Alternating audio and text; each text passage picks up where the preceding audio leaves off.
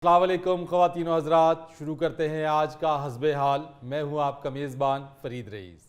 नाज़रीन, आज शो के आगाज़ में वीडियो लिंक पर हमारे साथ मौजूद हैं साबिक़ वज़ीर आज़म पाकिस्तान और मुस्लिम लीग नून के रहनुमा मियाँ मोहम्मद शहबाज शरीफ साहब। अस्सलाम वालेकुम सर। वालेकुम अस्सलाम फरीद साहब, बहुत शुक्रिया आपका। आपने अपने प्रोग्राम में, मेरे पसंदीदा प्रोग्राम में आपने मुझे दावत दी है। मैं आपके साथ साथ पूरी पूरी पाकिस्तानी अवाम का, पूरी कौम का शुक्रिया अदा करना चाहता हूँ कि वो मियाँ नवाज शरीफ साहब के इस्तकबाल के लिए इस तरह बाहर निकले हैं जैसे नमक डालने से कोल्ड ड्रिंक बाहर निकलती है या जैसे अमानत चंद की जुगत पे हासा निकलता है। आप हासे को रोक नहीं सकते, इसी तरह मियाँ साहब के आने पे आप कौम को रोक नहीं सकते।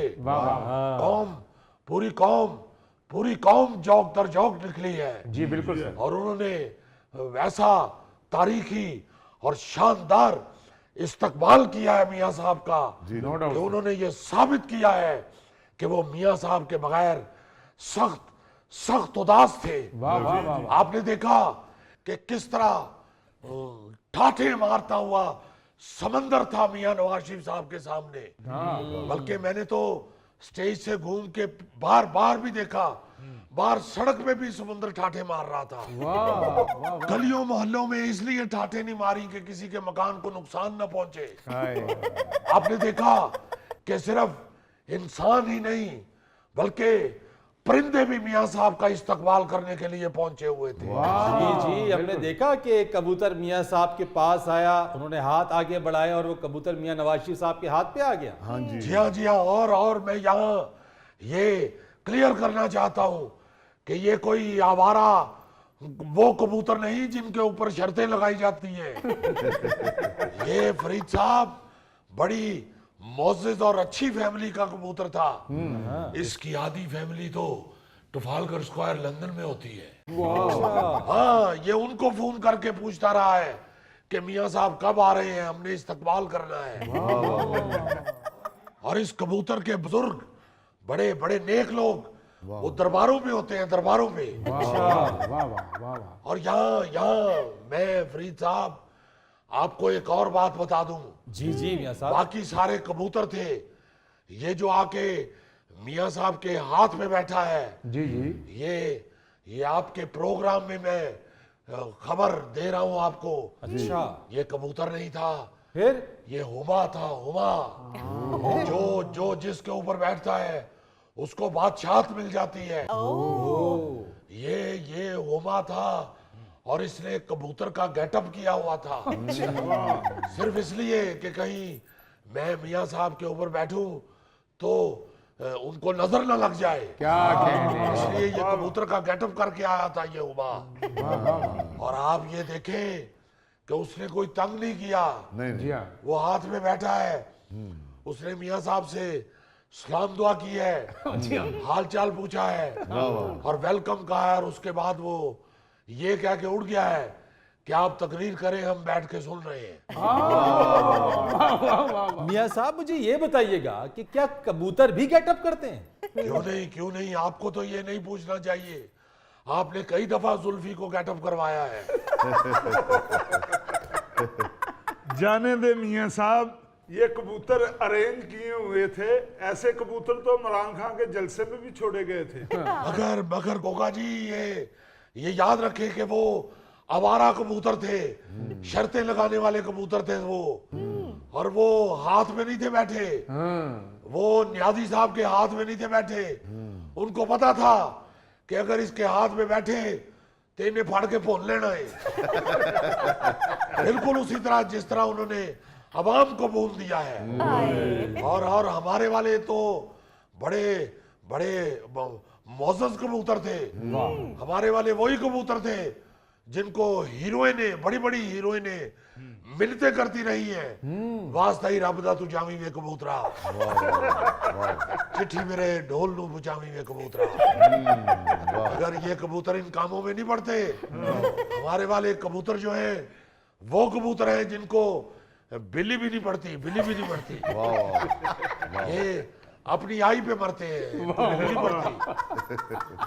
चले मियाँ साहब, कबूतरों से आगे की बात करते हैं। जलसा वैसे वाकई बहुत बड़ा था आप लोगों का। मैं कहता हूँ फरीद साहब कि बहुत अरसा पहले जो गाना सुना था उसकी समझ मियाँ साहब का इस्तकबाल देख के तो आई, उस गाने की समझ आई।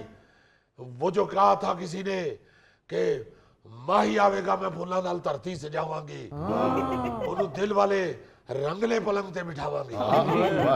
आप देखें किस तरह आवाम ने मियाँ साहब को दिल वाले रंगले पलंग पे बिठाया है।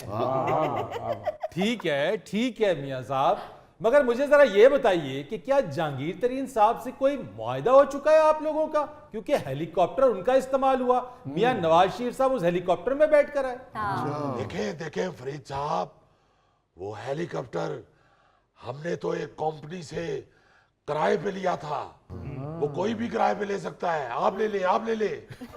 आप अपने चैनल वालों से कहें कि मुझे हेलीकॉप्टर किराए पे लेके दे, आप उस पे आया जाया करें शो करने के लिए। मियाँ साहब, मैं अपनी गाड़ी पे ही ठीक हूँ, मगर मुझे ये बताइए कि उसमें ओन चौधरी क्या कर रहे थे? देखें, ओन चौधरी साहब उस हेलीकॉप्टर के कंडक्टर हैं। वो उसका तेल पानी चेक करते हैं। तरीन साहब ने तो वो आउटसोर्स किया हुआ है, वो किसी कंपनी को आउटसोर्स किया हुआ है। उस कंपनी से कोई भी ले सकता है। तो मगर उसकी देखभाल के लिए कंडक्टर के तौर पे तरीन साहब ने ओन चौधरी को साथ रखा हुआ है। तो ओन चौधरी साहब पायलट को कहते हैं जाने दे डबू दे।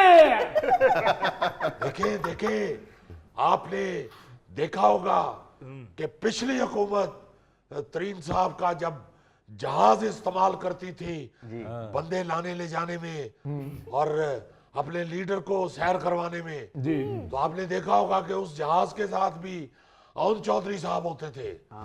पहले वो जहाज के कंडक्टर थे, अब हेलीकॉप्टर के हो गए हुए। चले, आपको मुबारक हो, आपके लीडर मियाँ नवाज शरीफ साहब वतन वापस आ गए।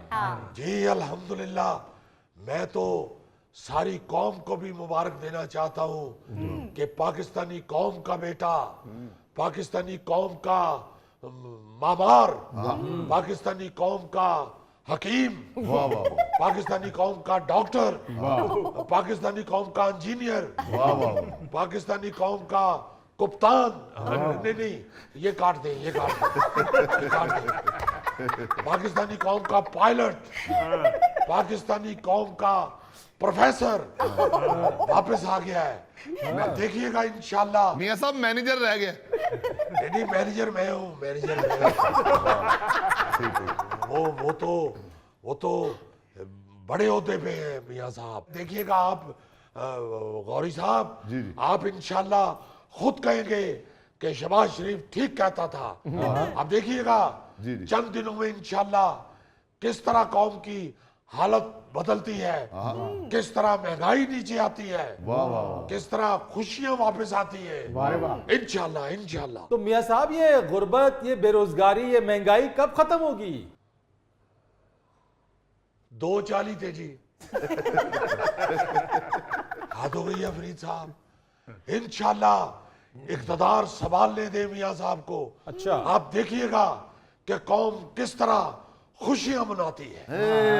मत्थे पे चमकण वाल मेरे बनरे दे, मत्थे पे चमकण वाल। नहीं गौरी साहब गाना बदले। अच्छा जी, मैंने नहीं इख्तदार में आना, मियाँ साहब ने आना है।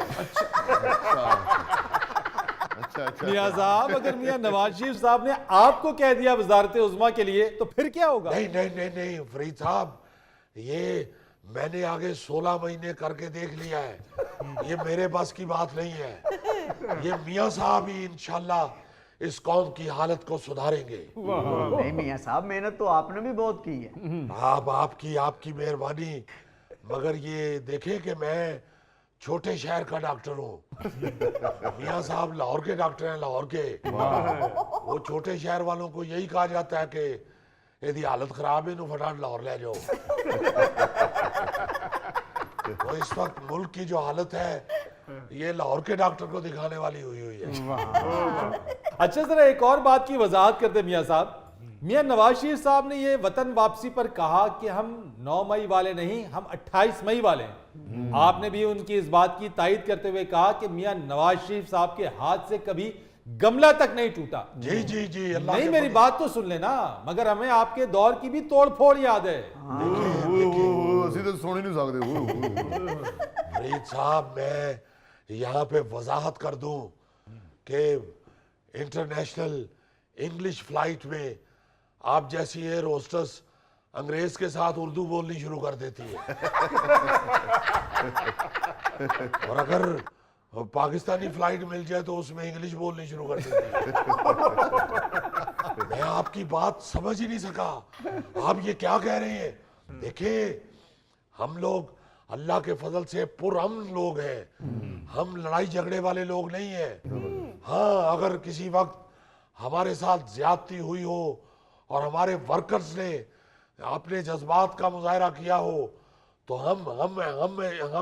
हम इसके जिम्मेदार नहीं हैं। हमारे वर्कर्स मियां नवाज शरीफ साहब से इश्क करते हैं, इश्क। आपने जलसे में नहीं देखा? आप जरा एहसन इकबाल साहब का चेहरा देखिए जलसे में, किस तरह खिला हुआ था। जिस तरह जंगल में चीते को शिकार नजर आ जाए, एहसन इकबाल साहब उस तरह चीते लग रहे थे, चीते। आप बेशक वीडियो निकाल के देख ले, अगर एहसन इकबाल साहब का मुंह आपको चीते जैसा ना लगे तो जो चोर की सजा वो मेरी सजा। ख्वाजा आसिफ साहब को देखें जरा उस जलसे में, खुशी से ऐसे लग रहा है जैसे हजामत करा के बबर शेर फिर रहा है।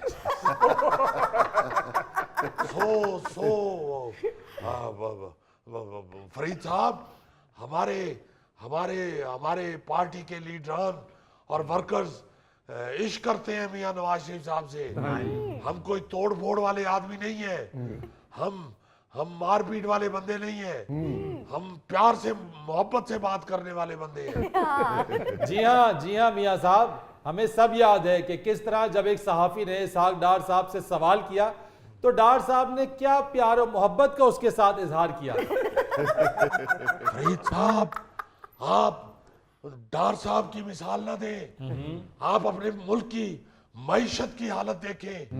डार साहब जिस मनसब पे फायज होते हैं वो बेचारे चिड़चिड़े हो जाते हैं। आप गरीब घर में देखें, कोई बच्चा फालतू फरमाइश कर दे तो खातूने खाना चिड़ के कह देती है जिन्नी ਤੁਹਾਡੇ ਪਿਓ ਦੀ ਤਰ੍ਹਾਂ ਆਏ ਦਾਲ ਤੇ ਕੱਦੂ ਹੀ ਪੱਕ ਸਕਦੇ ਨੇ, ਹੋਰ ਕੁਝ ਨਹੀਂ ਪਕਣਾ ਇੱਥੇ। ਹੁਣ ਮੈਂ ਕਿੱਥੋਂ ਕਰਜ਼ੇ ਚੁੱਕ ਕੇ ਤੇ ਤੁਹਾਡੇ ਲਈ ਕੁਕੜ ਕੜਾਈਆਂ ਪਕਾਵਾਂ। नाज़रीन, यहाँ वक्त हुआ है एक ब्रेक का, हमारे साथ रहिए। क्या बात है सर जी, आपने तो 99 की एवरेज से स्कोर किया है ना। हमारे लोग एक दूसरे को यही कहते हैं, वो तेरे नाल गल करना ते 99 का घाटा है।